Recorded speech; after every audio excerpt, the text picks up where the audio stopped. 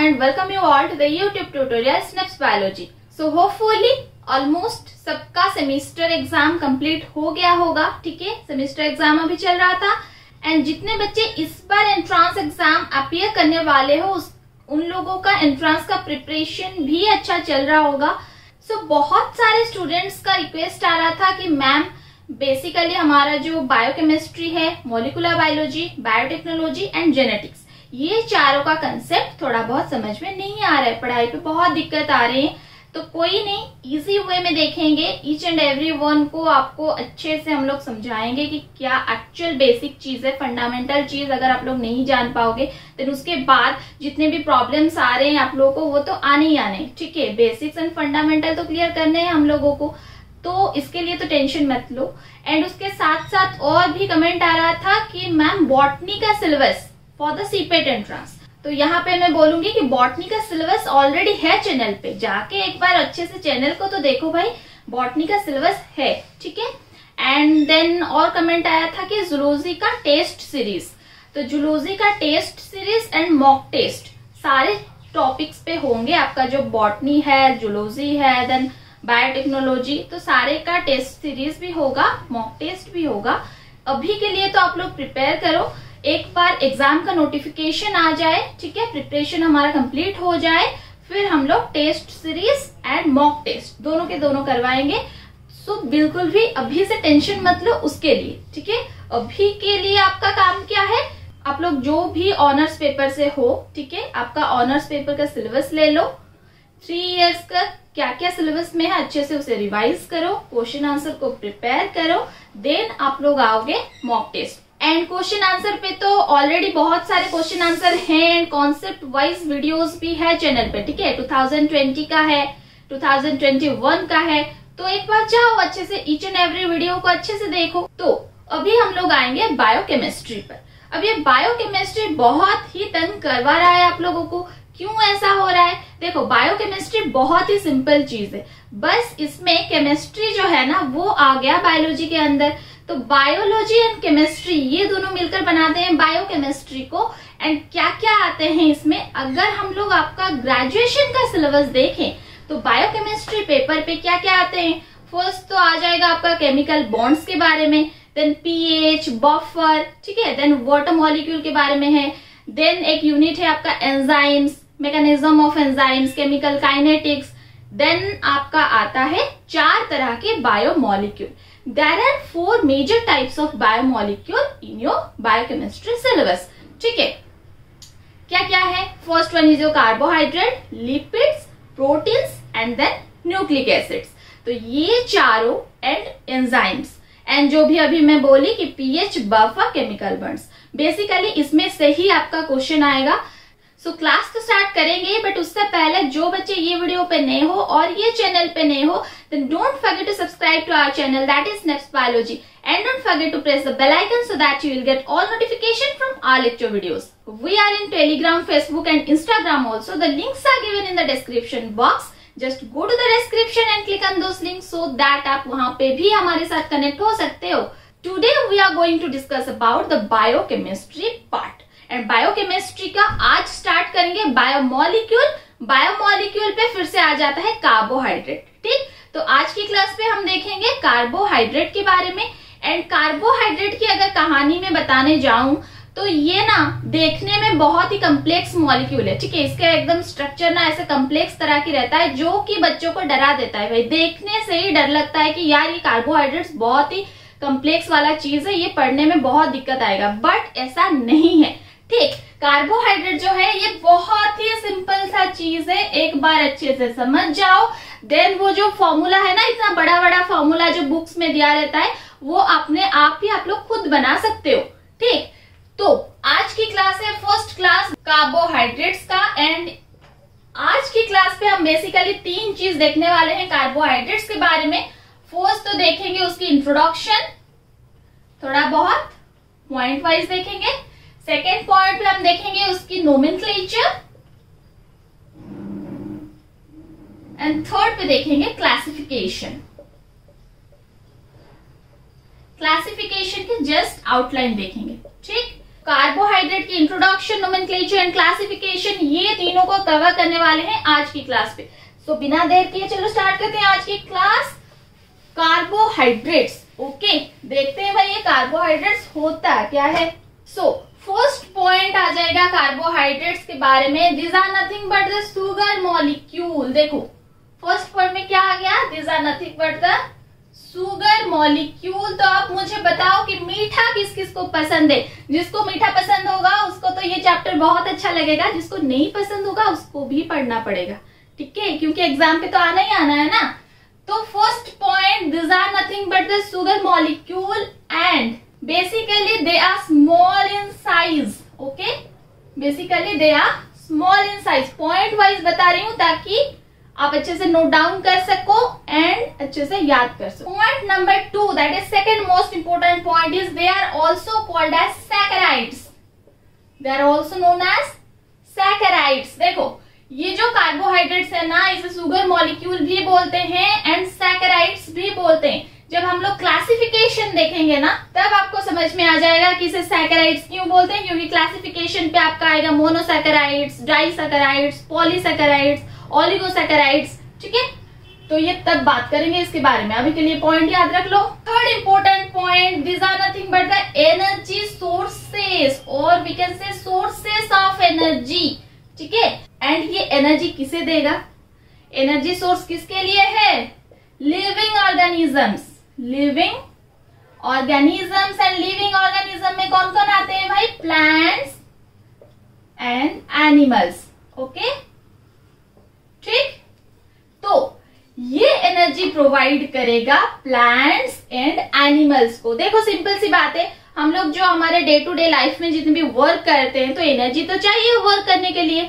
And आप अगर सोचो थोड़ा सा, तो मान लो कि सपोज हम लोग एक दिन के लिए जब फास्टिंग करते हैं, ठीक है, हम लोग फास्ट रखते हैं या एक दिन कुछ खाना पीना नहीं करते हैं तो कितना वीक लगता है। तो वो जो खाने का चीज है वही होता है कार्बोहाइड्रेट्स। तो थर्ड पॉइंट पे हमें क्या सीखने को मिला कि ये एनर्जी प्रोवाइड करता है फॉर द लिविंग ऑर्गेनिज्म, जिसपे क्या आते हैं plants and animals. Fourth point पे अगर हम लोग आ जाएं तो ये जो लिविंग ऑर्गेनिज्म है, ठीक है, इस यहाँ पे और एक बार लिख रही हूँ, प्लांट्स एंड एनिमल, ये जो लिविंग ऑर्गेनिज्म होते हैं इनकी जो स्ट्रक्चरल कंपोनेंट, इनकी स्ट्रक्चरल कंपोनेंट फॉर्म करने पे हेल्प करता है, फॉर्म करने पे हेल्प करता है। कौन हेल्प करता है, कार्बोहाइड्रेट। कैसे हेल्प करता है, देखो स्ट्रक्चरल कंपोनेंट मीन्स क्या समझ रहे हो आप लोग, स्ट्रक्चर बनाने में जो कंपोनेंट यूज होता है उसे बोलते हैं स्ट्रक्चरल कंपोनेंट। अब जैसे देखो प्लांट्स की अगर हम लोग बात करें, ठीक है, प्लांट्स की बात करें तो प्लांट में एक इंपॉर्टेंट क्या है, सेल। सेल का वॉल रहता है, उसे बोलते हैं सेल वॉल। सेल वॉल जो होता है प्लांट की, उस पे एक कंपोनेंट रहता है सेल्यूलोज, ठीक है, याद है या नहीं, सेल वाले चैप्टर में पढ़े होंगे आप लोग, सेल्यूलोज। तो ये जो सेल्यूलोज है ये क्या है, ये कार्बोहाइड्रेट ही है, ठीक। तो इसी तरह से ये सेल वॉल फॉर्म करने पे हेल्प करता है एंड सेल वॉल ऑटोमेटिकली एक स्ट्रक्चरल कंपोनेंट है। तो प्लांट्स के अंदर सेलुलोज के फॉर्म पे कार्बोहाइड्रेट स्ट्रक्चरल कंपोनेंट फॉर्म करने पे हेल्प करता है। जब हम लोग आ जाएंगे एनिमल पे, तो एनिमल पे एक चीज रहता है ना, डीएनए, ठीक है, सुने हो कि नहीं डीएनए के बारे में। डीएनए का full form deoxy ribose nucleic acid. तो यहाँ पे देखो फर्स्ट डी फॉर क्या आ गया, डीऑक्सी राइबोज, ये आया तो डी फॉर। तो ये जो डीऑक्सी राइबोज है ये भी एक कार्बोहाइड्रेट ही है, एक फॉर्म है कार्बोहाइड्रेट का। तो इसी तरह से ये डीएनए बनाने पे हेल्प करता है एंड डीएनए ऑटोमेटिकली एनिमल का एक इंपॉर्टेंट कंपोनेंट है। सो इसी तरह से फोर्थ पॉइंट पे ये याद रखना है कि कार्बोहाइड्रेट्स स्ट्रक्चरल कंपोनेंट फॉर्म करने पे भी हेल्प करता है। फिफ्थ पॉइंट पे आ जाते हैं, देखो यहाँ पे लिख रही हूँ, ठीक है, फिफ्थ पॉइंट पे आ जाता है, they are also present in stored form. Okay, अब देखो काम तो करेगा ही, उसके बाद अगर कुछ बच जाता है, ठीक है, कुछ रह जाता है एक्स्ट्रा, तो ये स्टोर्ड फॉर्म पे भी रहता है बॉडी के अंदर, मीन्स प्लांट के अंदर पे भी होगा, एनिमल के अंदर पे भी होगा। एंड ये जो स्टोर्ड फॉर्म पे रहता है, अगर ये प्लांट पे होगा, देखो ऊपर मैं लिख रही हूं, अगर ये प्लांट के अंदर स्टोर्ड फॉर्म पे रहेगा तो इसे बोलते हैं स्टार्च। ओके, अगर ये एनिमल पे स्टोर्ड फॉर्म पे रहेगा तो इसे बोलते हैं glycogen. Very very important. Plant के अंदर अगर रिजर्व फूड मटेरियल या स्टोर्ड फॉर्म पे रहेगा तो बोलते हैं स्टार्च, एनिमल के अंदर अगर रहेगा तो बोलते हैं ग्लाइकोजन। इसके ऊपर क्वेश्चन आता ही आता है, ठीक है, गॉट इट। तो this are the main 5 important points for your chapter carbohydrate. Okay, ये 5 में से क्वेश्चन आता ही आता है, ठीक। तो ये सारे को नोट डाउन कर लो, देन हम लोग चलेंगे नोमेनक्लेचर पे। आप देखते हैं उसके नामकरण पे थोड़ा सा ध्यान देंगे कि नोमेनक्लेचर कैसे हुआ, क्यों हुआ, ठीक है। कार्बोहाइड्रेट्स की नोमेनक्लेचर, इसका नाम कार्बोहाइड्रेट्स ही क्यों रखा गया, ठीक। सो नोमेनक्लेचर मीन्स व्हाट, नामकरण, नाम देना, किसी चीज को नाम देना को बोलते हैं नोमेनक्लेचर। तो यहाँ पे देखो, ये कार्बोहाइड्रेट्स जो है ना, ये बहुत ही लंबा लग रहा है ना, देखो यहाँ पे मैं और एक बार लिख रही हूं, कार्बोहाइड्रेट्स, बहुत ही कॉम्प्लेक्स वाला वर्ड हो जा रहा है आप लोगों के लिए। तो मैं हर वक्त क्या बोलती हूँ, अगर कोई चीज कॉम्प्लेक्स लगे, कोई वर्ड अगर आप लोग को समझ में ना आए तो इसे डिवाइड कर लो, ठीक है, इसे डिवाइड कर लो। तो 2 वर्ड मिल गए, first one is your what, कार्बो, second one is your hydrate. समझ में आ रही बात, फर्स्ट वन आपका कार्बो, सेकेंड वन हो गया हाइड्रेट्स। तो कार्बो को मैं इस तरह से लिख सकती हूँ सी, कार्बो को मैं लिख सकती हूँ C, that is your carbon. Hydrates means what, hydrates means water, okay, and water का फॉर्मूला क्या होता है, H2O, हो गया। कार्बो को मैं C लिख दी, ठीक है, कार्बन। हाइड्रेट्स जो है वो वाटर मॉलिक्यूल ही है, एंड वाटर मॉलिक्यूल का फॉर्मूला होता है H2O, ठीक। अब देखो इसमें से डेफिनेशन निकालेंगे, अब इसमें से डेफिनेशन निकालेंगे हम लोग।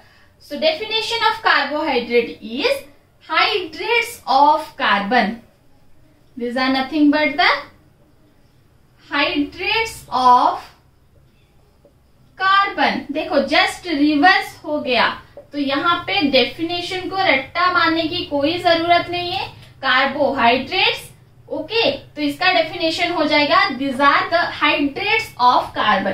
तो ये थे सिंपल वाला डेफिनेशन। उसकी मॉलिक्यूलर फॉर्मूला कैसे निकालेंगे, मॉलिक्यूलर फॉर्मूला किसका, कार्बोहाइड्रेट का। यहाँ पे देखो 2 चीज लिखी हूं मैं यहाँ पे, एक हो गया कार्बन और एक हो गया H2O, बस दोनों को मिला दो, फॉर्मूला क्या आ जाएगा, CH2O। देखो कितना इजी है, देखो दोनों को मिला दो, क्या आ गया, CH2O। यही होता है कार्बोहाइड्रेट का मॉलिक्यूलर फॉर्मूला, बस कार्बन लिख देना है, फिर उसके बाद वाटर मॉलिक्यूल को लिख देना है। तो यहाँ पे क्या क्या आ रहा है, देखो 1 इज योर कार्बन, सेकेंड पे है आपका हाइड्रोजन, थर्ड पे है आपका ऑक्सीजन। ये तीनों को मिला के ही कार्बोहाइड्रेट फॉर्म होता है, ठीक। अब देखते हैं रेशियो, ये कितने रेशियो पे प्रेजेंट होता है, C, देन आ गया आपका H, देन आ गया आपका O। तो ये फॉर्मूला को अगर ध्यान से देखो तो कार्बन कितना है, 1 है, कार्बन मॉलिक्यूल 1 है, हाइड्रोजन कितना है, 2 मॉलिक्यूल प्रेजेंट है 2, ऑक्सीजन कितना प्रेजेंट है 1। तो इसका रेशियो क्या आ गया, 1:2:1। देखो ये आता है एंट्रेंस एग्जामिनेशन पे, ठीक है। कार्बोहाइड्रेट्स पे कार्बन, हाइड्रोजन एंड ऑक्सीजन का रेशियो क्या होता है, तो आंसर हो जाएगा 1:2:1, ठीक। जहां पे डाउट लग रहा है कमेंट पे जाके पूछ लो, और एक बार क्लास लेंगे, ठीक। बट अच्छे से समझना है कार्बोहाइड्रेट्स को, very very important from your examination point of view. चलो फिर इसके बाद यहाँ पे लिखेंगे, ठीक है, ये राइट साइड में लिख रही हूँ, ये आ गया आपका रेशियो, मॉलिक्यूलर फॉर्मूला कंप्लीट हो गया, रेशियो कंप्लीट हो गया। अब देखो जहां पे आप लोग का दिमाग सटक जाता है, देखो मैं बता रही हूँ, कोई कोई बुक में क्या लिखा रहता है ना, फॉर्मूला CH2O लिखा होगा, देन होल ब्रैकेट सबस्क्रिप्ट में ऐसे N लिखा होगा, ऐसा लिखा रहता है ना, CH2O होल ब्रैकेट सबस्क्रिप्ट पे N। और कोई कोई बुक पे CnH2nOn ऐसा भी लिखा रहता है। यहाँ पे आप लोग डाउट पे आ जाते हो कि ये दोनों के दोनों सेम है या कुछ डिफरेंसेस है इस पे। तो देखो, थोड़ा सा माइंड लगाओ, अगर ये वाले फॉर्मूला पे हम लोग ब्रैकेट निकाल लेते हैं, ठीक है, ये वाले फॉर्मूला पे अगर हम लोग ब्रैकेट निकाल लेते हैं, देन ये जो n है ये C के पास आ जाएगा, ये जो n है ये H2 के पास आ जाएगा, ये जो n है ये O के पास भी आ जाएगा। तो देख लो फॉर्मूला यही है, ठीक है, ये दोनों बिल्कुल ही सेम है। बुक्स पे आपका आइदर CH2O सिंपली लिखा होगा, नहीं तो CH2O होल ब्रैकेट N लिखा होगा, नहीं तो CnH2nOn लिखा होगा। तो ये दोनों बिल्कुल के बिल्कुल सेम ही है। अगर ब्रैकेट को निकाल दे रहे हो तो यही N each and every individual पे आ जाता है, तो ऐसा हो जाएगा CnH2nOn।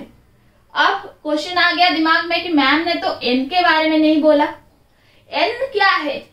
Number of carbon molecule. N is equal to number of carbon molecule. ये कब पता चलेगा? जब हम लोग क्लासिफिकेशन देखेंगे, ठीक है, कितने कार्बन मॉलिक्यूल रहते हैं उसके हिसाब से फॉर्मूला। देखो जस्ट एग्जांपल पे एक एग्जांपल बता रही हूं। अगर कार्बन मॉलिक्यूल 2 है, ठीक है, N इज इक्वल टू 2, तो इसका फॉर्मूला क्या हो जाएगा? C2H2N है, सो 2 इंटू 2 कितना होगा? 4, O हो जाएगा 2। एंट्रेंस पे इसके बेसिस पे भी क्वेश्चन पूछा जाता है, ठीक है। N का वैल्यू दिया होगा तो टोटल फॉर्मूला निकालना है, कोई नहीं, बस ये वाले फॉर्मूला पे पुट कर दो N का वैल्यू तो आ जाएगा मॉलिक्यूलर फॉर्मूला। देन ये मॉलिक्यूलर फॉर्मूला से आपको उस कंपाउंड का नाम भी डिटरमाइन करना है। ये एक टेबुलर फॉर्म पे रहता है, तो टेबुलर फॉर्म में आपको दे दूंगी, ठीक, ओके। तो ये है सिंपल सी बात। देखो इतना बड़ा बड़ा जो चैप्टर रहता है ना बुक्स पे कार्बोहाइड्रेट्स को लेके, इतनी सी ही बात है और कोई बड़ी बात नहीं है, ठीक। तो अब क्या होगा? देखो डेफिनेशन पता चल गया, हमें मॉलिक्यूलर फॉर्मूला भी जान गए हम लोग, रेशियो पे कितने प्रेजेंट रहते हैं, क्या क्या प्रेजेंट रहते हैं, एंड फॉर्मूला एक्चुअल पे क्या है, एंड क्वेश्चन पे ये फॉर्मूला पे हम लोग आंसर कैसे निकालेंगे, सारे पॉइंट्स आपको मिल गया। अभी देखो क्या हुआ, इसे थोड़ा सा नोट डाउन कर लो। अभी देखो इतनी सिंपल से हम लोग बायोकेमिस्ट्री कैसे हो जाएगा भाई, थोड़ा तो उस पे कॉम्प्लिकेशन आएंगे ही आएंगे। तो इस पे कॉम्प्लिकेशन क्या आया? देखो ये जो पुरानी वाली थ्योरी थी, that is your hydrates of carbon, जो डेफिनेशन था, उस पे थोड़ा सा एक्सेप्शनल चीज भी आ गया। जैसे कि फर्स्ट यहां पे लिख रही हूं एक्सेप्शनल केसेस। फर्स्ट तो एक पॉइंट आया जो कि डीऑक्सीराइबोज पे, डीऑक्सीराइबोज ये कहां पे प्रेजेंट रहता है? डीएनए पे, ठीक है, ये कहां पे प्रेजेंट रहता है? डीएनए पे। डीऑक्सीराइबोज एक कार्बोहाइड्रेट है, तो इसका मॉलिक्यूलर फॉर्मूला जो था C5H10O4, ठीक है। अब देखो आप लोग खुद ही बता सकते हो कि एक्सेप्शनल चीज क्या है। फॉर्मूला क्या था? CnH2nOn था ना, तो ये इस फॉर्मूला को सेटिस्फाई कर रहा है क्या? देखो C का हो गया, N हो गया 5, तो H का 10, ठीक है, 2N जो था, तो 5 into 2 is equal to 10। But O का यहाँ पे 4 आ रहा है, O का कितना होना चाहिए? O का भी 5 होना चाहिए। अगर C का 5 हो रहा है तो O का भी 5 होना चाहिए, तो यहाँ पे O का 4 आ जा रहा है, जो कि हमारा जो प्रीवियस वाला डेफिनेशन था या फॉर्मूला था उसे सपोर्ट नहीं कर रहा है। ये हो गई फर्स्ट केस। सेकेंड केस पे क्या आया? ग्लूकोसामाइन, ठीक है, तो ये भी एक कार्बोहाइड्रेट है, बट यहाँ पे देखो लास्ट पे लिखा है एमीन, लिखा है या नहीं? तो इसमें क्या क्या आएंगे? कार्बन, हाइड्रोजन, ऑक्सीजन एंड उसके साथ साथ नाइट्रोजन, ठीक, इसका component carbon, hydrogen, oxygen and nitrogen. But हम लोग क्या पढ़े थे कि सिर्फ और सिर्फ CHO रहेगा, यहाँ पे तो एक्स्ट्रा नाइट्रोजन आ रहा है। एंड उसके साथ साथ इसका मॉलिक्यूलर फॉर्मूला है C6H13O5N। ठीक है, ये है इसका मॉलिक्यूलर फॉर्मूला। तो देखो ये बिल्कुल भी मैच नहीं कर रहा है ये वाला फॉर्मूला से। ये होगी सेकेंड केस। थर्ड पे आ जाएगा लैक्टिक एसिड और एसिटिक एसिड। तो ये दोनों का फॉर्मूला भी ये फॉर्मूला से मैच नहीं कर रहा है। तो ये तीनों हो गए exceptional cases to the previous definition. So due to all this reasons, okay, जो प्रीवियस वाला डेफिनेशन था उसे थोड़ा सा मॉडिफाई करना होगा अभी। सो न्यू डेफिनेशन क्या आया कार्बोहाइड्रेट्स का, लेट्स सी। कार्बोहाइड्रेट्स आर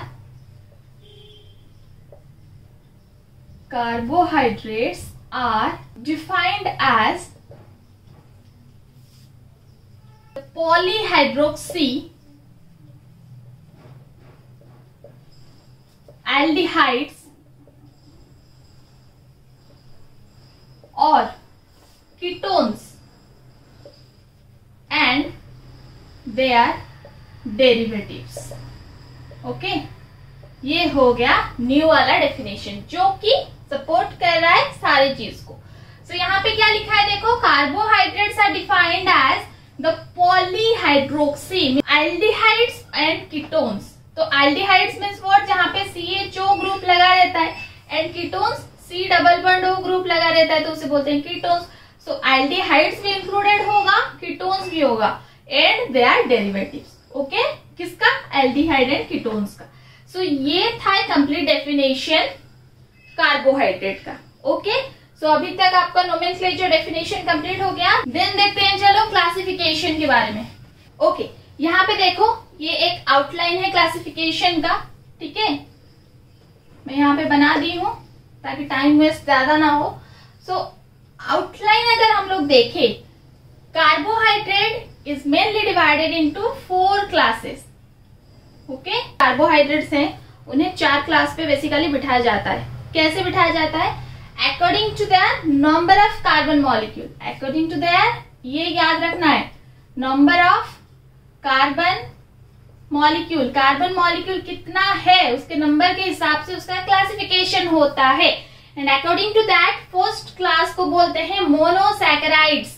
अब देखो मोनोसैकेराइड क्यों बोलते हैं, mono means what, mono means 1, saccharide means sugar. ये मैं बोली थी, क्लासिफिकेशन जब देखेंगे वहां पे सैकेराइड वर्ड अच्छे से क्लियर हो जाएगा। So mono means 1, saccharide means sugar. कितना हो, नाम क्या हो गया, मोनोसैकेराइड। कितने शुगर मॉलिक्यूल प्रेजेंट है, 1 शुगर मॉलिक्यूल प्रेजेंट है।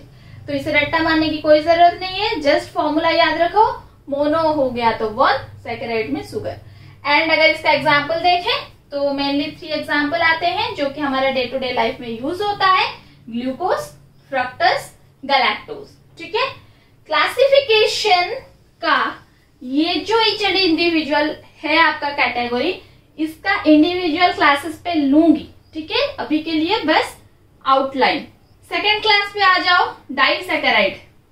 Die means what, 2, saccharide means वही शुगर मॉलिक्यूल।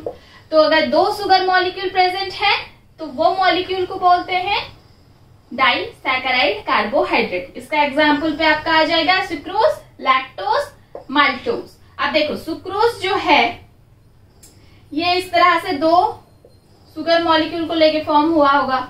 लैक्टोज जो है ये इस तरह से 2 शुगर मॉलिक्यूल इस पे प्रेजेंट होंगे। माल्टोज पे भी इस तरह से 2 शुगर मॉलिक्यूल प्रेजेंट होंगे। ठीक, तो ये 2 शुगर मॉलिक्यूल जो प्रेजेंट हो रहे हैं, ये दोनों के बीच कुछ तो होगा जो उसे कनेक्ट कर रहा होगा। 2 शुगर मॉलिक्यूल, देखो यहाँ पे, ये देखो 2 शुगर मॉलिक्यूल, इन दोनों के बीच कुछ तो होगा जो ये दोनों को इस तरह से कनेक्ट कर रहा होगा। तो ये दोनों के बीच यहाँ पे देखो, यहाँ पे बड़ा वाला बना रही हूँ, ये एक शुगर मॉलिक्यूल हो गया, ये और एक शुगर मॉलिक्यूल हो गया। तो ये दोनों के बीच कुछ तो फॉर्म हो रहा होगा, ये होता है एक बॉन्ड। ठीक है, एंड ये बॉन्ड का नाम है glycosidic bond. Glycosidic bond very very important. Okay, ये क्वेश्चन आता है कि कार्बोहाइड्रेट पे जो बॉन्ड प्रेजेंट रहता है उसका नाम क्या है, तो ग्लाइकोसाइडिक बॉन्ड। ओके, अच्छे से याद रखो। एंड ये कैसे फॉर्म होता है, क्यों फॉर्म होता है, जब हम लोग डाइसैकेराइड को एक सिंगल क्लास पे डिस्कशन करेंगे ना, तब अच्छे से आप लोग को समझ में आ जाएगा। ठीक है, डिटेल पे देखेंगे। Then come to the third number of classes, that is your oligosaccharides. तो ओलिगो, अब देखो यहाँ पे मुश्किल आ गई।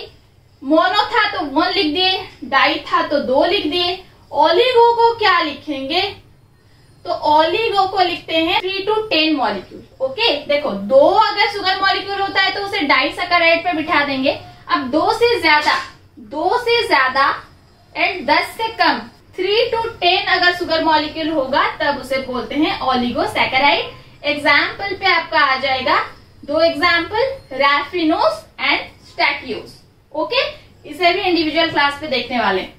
देन फोर्थ नंबर क्लास पे आ जाता है पॉलीसैकेराइड्स। तो पॉली मीन्स व्हाट, मेनी, 10 से लेके जितना ज्यादा हो जाए। ठीक है, यहाँ पे 3 से 10 था, 10 से जितना ज्यादा, 10 से जितना ज्यादा हो गया, बहुत सारे हो गया, तो उसे बिठा देंगे पॉलीसैकेराइड पे। यहाँ पे आता है आपका स्टार्च, ग्लाइकोजेन एंड सेल्यूलोज। इसके बारे में इंट्रोडक्शन पे थोड़ा बहुत बोली थी। स्टार्च हो गया आपका reserve food material of plant, glycogen हो गया reserve food material of animal, and cellulose रहता है आपके सेल वॉल के स्ट्रक्चरल कंपोनेंट पे। ठीक, तो ये क्लासिफिकेशन को अच्छे से देखो विद एग्जाम्पल। नेक्स्ट क्लास पे हम डिस्कशन करेंगे, क्या करेंगे इसके बाद, मोनोसैकेराइड के बारे में। ओके, फर्स्ट क्लास जो है मोनोसैकेराइड, इसके बारे में नेक्स्ट क्लास पे अच्छे से डिटेल पे डिस्कस करेंगे। उससे पहले ये वाला वीडियो को अच्छे से देखो। तो अगर आप लोग को मेरा वीडियो अच्छा लगता है then please press the like button, comment करके बताना कि वीडियो कैसा लगा। जल्दी ही मिलेंगे नेक्स्ट क्लास पे, तब तक के लिए bye bye, thank you, have a good day.